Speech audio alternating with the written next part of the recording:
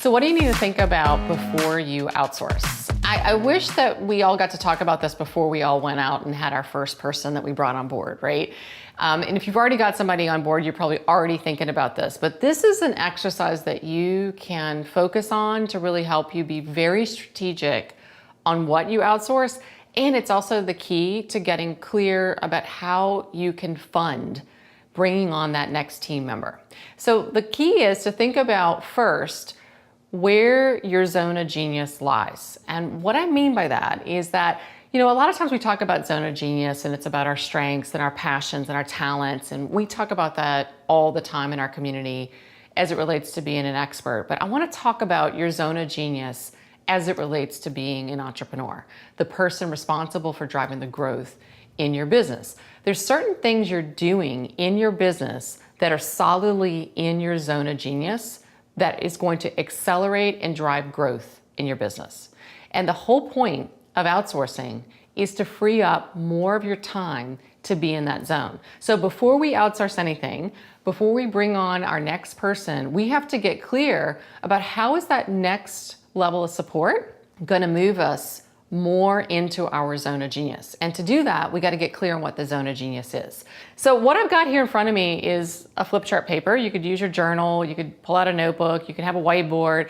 But in the middle, I want you to think about, okay, what is driving the growth in my business?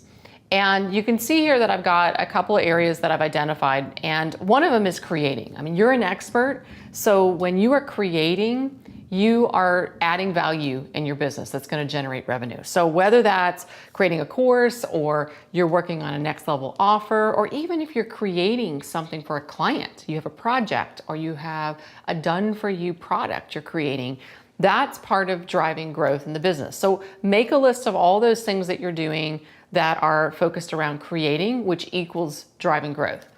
You can also think about what we're talking about here, which is creating capacity. You want to create a team around you that's going to enable you to go faster. So that might mean hiring, that might mean coaching, that could mean doing huddles with your team. What are you doing to drive capacity with the team? That could also mean serving. You're working one-to-one with clients, that's driving growth. It could be you're also serving with free content. Maybe you're a guest on podcasts or you're actually doing coaching in small groups. Put that here. What are you doing that's serving, that's really driving growth? And then also think about like teaching. You're creating tools. So you're teaching and you've created a checklist. So now you're going to share and teach to that tool. It could be that you're speaking on stages, or you might be creating a webinar that's leading into a new program you're launching.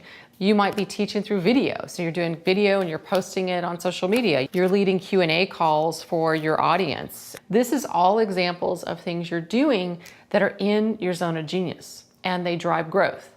Getting clear on this first is going to help you prioritize what you want to outsource. And we're going to work on that in our next episode. We'll talk about how to get clear and prioritize what to outsource first.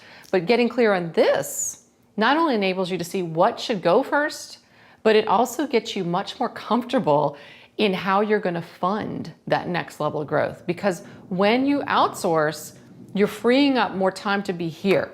You're freeing up time to be in your zone. And when you're in your zone, you can drive more growth, which means more revenue.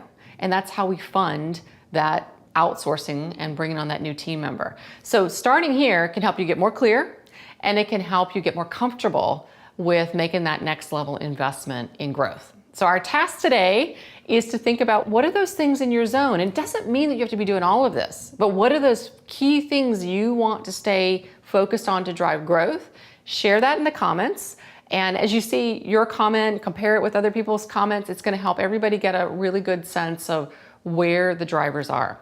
And then in our upcoming episode, we're going to talk about what to get focused on in outsourcing and automating and delegating so that you're doing it in such a way that when you do that, you're going to get a quick return on that investment. So I'll be looking for your comments, and I'm excited to see what everybody's zone looks like.